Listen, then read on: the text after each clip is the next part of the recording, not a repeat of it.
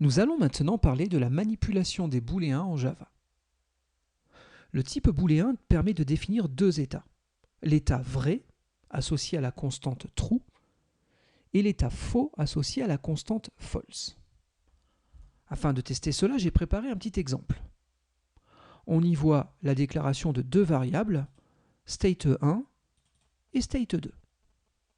Toutes les deux sont basées sur le type boolean. State1 est initialisé à true, alors que state2 est initialisé à false. Dans les deux cas, je cherche à afficher la valeur de ces variables sur ma console. Très bien, regardez, je clique avec le bouton droit de la souris au niveau de l'éditeur, je choisis Run As, puis Java Application. Du coup, j'obtiens mes résultats au niveau de la console, et donc les états true et false sont bien correctement compris par notre environnement Java. Parfait. À partir de là, notez que boolean, true et false sont bien au niveau de l'atelier Eclipse écrits en couleur. Il s'agit bien de mots-clés réservés du langage. Très bien. Maintenant, je ne connais pas trop votre historique en termes de programmation. Mais n'oubliez jamais, la syntaxe Java dérive de celle de C. Un bon nombre de points, notamment la déclaration des entiers, la déclaration des flottants, sont très similaires d'un langage à l'autre. Pour autant, il y a quand même des nuances assez fortes sur certains sujets, et notamment dans le cas des booléens. Effectivement, en C, un booléen, c'est un entier. Il n'y a pas de distinguo entre le type booléen et le type int. C'est la même chose. Si un entier a la valeur 0, il sera considéré comme étant faux. S'il a une toute autre valeur, 1, 2, 4, 8, moins 1, il sera considéré comme étant vrai. À partir de là, si certains d'entre vous ont déjà codé en C, ils ne seront pas choqués de voir ce genre de code. Regardez, ici, je déclare une variable state, elle est de type int et elle vaut la valeur 1. Donc en C, on associerait cette valeur à l'état true. Du coup, ici, je fais une boucle, un while. Ce while possède une condition entre parenthèses, et tant que cette condition renvoie vrai, on exécutera le corps de la boucle, qui lui est placé entre accolade ouvrante et accolade fermante, autant de fois que nécessaire. Bon, ici, ma variable valant tout le temps 1, valant tout le temps true si vous préférez, du coup, cette boucle est normalement infinie. Alors, ok, sauf que là, nous, on constate qu'on a actuellement une erreur. C'est normal, on n'est pas en train de faire du C. Nous, on fait du Java. Et en Java, il y a bien un distinguo entre le type int et le type booléen. D'accord ? Un int n'est pas un booléen, donc il n'y a pas de conversion implicite d'un type vers l'autre.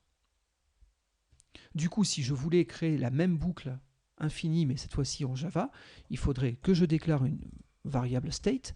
Par contre, elle serait typée boolean, et du coup, je ne peux pas faire un state égale 1. Encore une fois, 1 c'est un entier n'est pas compatible avec booléen, donc la seule chose que je peux faire, c'est de l'initialiser à true. Du coup, notez, il n'y a plus aucune erreur, et si je lance ce programme, j'ai bien ma boucle infinie qui s'exécute. Bon, je me permets de terminer cette boucle en cliquant sur le bouton Terminate, et je commente ce bloc de code, histoire de ne plus l'exécuter. Pour commenter, j'ai utilisé la syntaxe CTRL-SHIFT/, en tout cas sur un clavier AZERTY. Si vous êtes sur un clavier QWERTY, utilisez plutôt le CTRL/. Le slash, c'est celui du pavé alphanumérique, pas du pavé numérique. Attention. Très bien. Maintenant, je voudrais vous parler des opérateurs qui permettent de manipuler des booléens. Ils sont au nombre de 3 et encore une fois, ils sont inspirés de la syntaxe C. Ce sont les mêmes. Double E commercial, double pipe ou le point d'exclamation. Donc le double E commercial, c'est le AND, le double pipe, c'est le OR, et le point d'exclamation, c'est le NOT. Alors, pour ceux qui trouvent qu'il aurait été préférable d'utiliser les mots-clés AND, OR et NOT, je suis tout à fait d'accord avec vous. En termes de lisibilité, c'était plus clair. Pour autant, on fait du Java. Si on tape ces 3 mots, on s'aperçoit qu'ils ne sont pas colorés, donc ce ne sont pas des mots-clés réservés du langage. Ça ne fait pas partie du langage Java. Donc n'essayez pas de me mettre des AND, des OR ou des NOT, ça ne marchera pas. Il faudra vraiment utiliser ces syntaxes-là. Très bien. Du coup, regardez, j'ai utilisé une autre instruction, donc l'instruction if. Encore une fois, je reviendrai sur le if dans un tuto futur, hein. Pour le moment, on va essayer de le comprendre rapidement, mais sans rentrer dans tous les détails de syntaxe. Le if, donc c'est un si, hein, ça permet de faire un test, et si cette expression après évaluation est vraie, on exécutera le bloc d'instruction qui est ici. Si elle est fausse, on ne fera rien. Bon, le bloc d'instruction ne fait pas grand-chose si ce n'est un affichage au niveau de la console. Et au niveau de la condition, ce qu'on cherche à savoir, c'est si les deux variables sont oui ou non bien initialisées à true. If state 1, state 1 est initialisé à true. And state 2, par contre state 2 est initialisé à false. Donc ça veut dire que là, grosso modo, l'expression globale n'est pas vraie, donc le bloc d'instruction ne sera pas exécuté. Regardez, je relance mon programme, et donc on n'a pas l'affichage qui est présenté sur la console.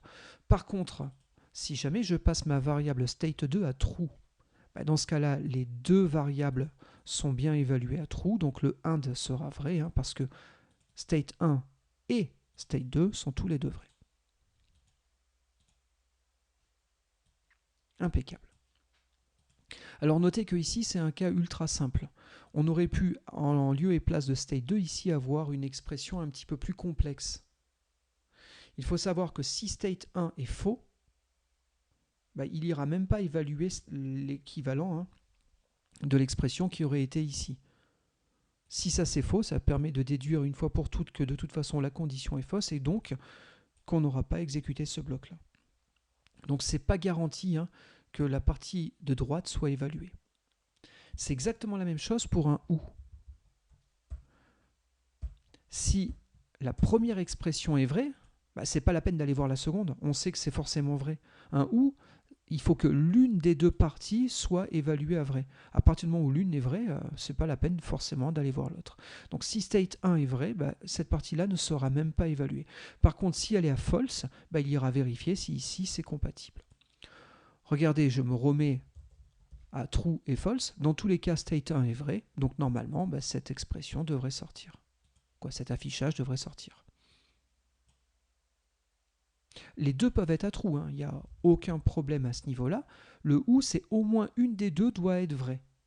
Une des deux parties. Si les deux parties sont à vrai, du coup, c'est vrai aussi. Très bien. Et puis nous avons le not, donc le point d'exclamation, qui permet de faire la négation de la variable qui est ici. State 1 est un booléen, par défaut il est vrai. Not de true, c'est false. Et donc ici, du coup, la condition étant fausse, l'exécution de ce bloc n'aura pas lieu. Ici, state 2 est false. Donc not false, c'est true. Donc du coup, l'exécution du bloc aura lieu. On vérifie. Et donc state 2 est initialisé à false. Par contre, ce n'est pas le cas de state 1. Très bien. Alors notez que ce test-là, j'aurais pu l'écrire autrement. Là, c'était pour vous montrer l'opérateur not. Pour autant, j'aurais pu aussi regarder la même chose de cette manière-là. C'est si state 1 est égal à l'état false. Dans ce cas-là, je fais l'affichage. Regardez, normalement, il n'y aura aucun changement sur les affichages qui vont être produits. Je lance le programme, et donc effectivement, state 1 est toujours à true, donc ce n'est pas affiché. Si je change son état, maintenant, l'affichage doit sortir. Très bien. Donc voilà qui clôt ce que je voulais vous montrer donc, par rapport à la manipulation de ces booléens.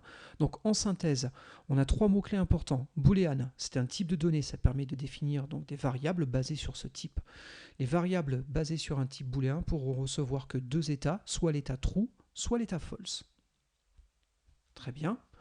À partir de là, notez bien qu'il n'y a pas de compatibilité directe entre int et boolean. On n'est pas en train de faire du C, nous on fait du Java, on est plus fortement typé, et donc un booléen n'est pas un entier. Donc faites attention à la manière dont vous allez par exemple écrire une boucle infinie. Et puis on a finalisé notre tuto en regardant donc comment fonctionnent les trois opérateurs booléens, le AND, le OR et le NOT.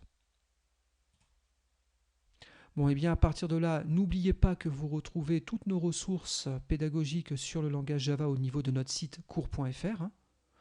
Et puis, vous pouvez plus précisément aller sur la section Java. Et au niveau ici de cette icône, vous obtiendrez l'ensemble de tous nos autres tutos. Donc très bien pour ça. Et puis si ce tuto vous a plu, n'hésitez pas à me mettre un +1, c'est vraiment important pour moi. Ça m'aide à faire connaître tous ces tutos. Et puis n'hésitez pas à le repartager non plus. À partir de là, je vous remercie de votre attention et je vous dis à très vite pour le prochain tuto.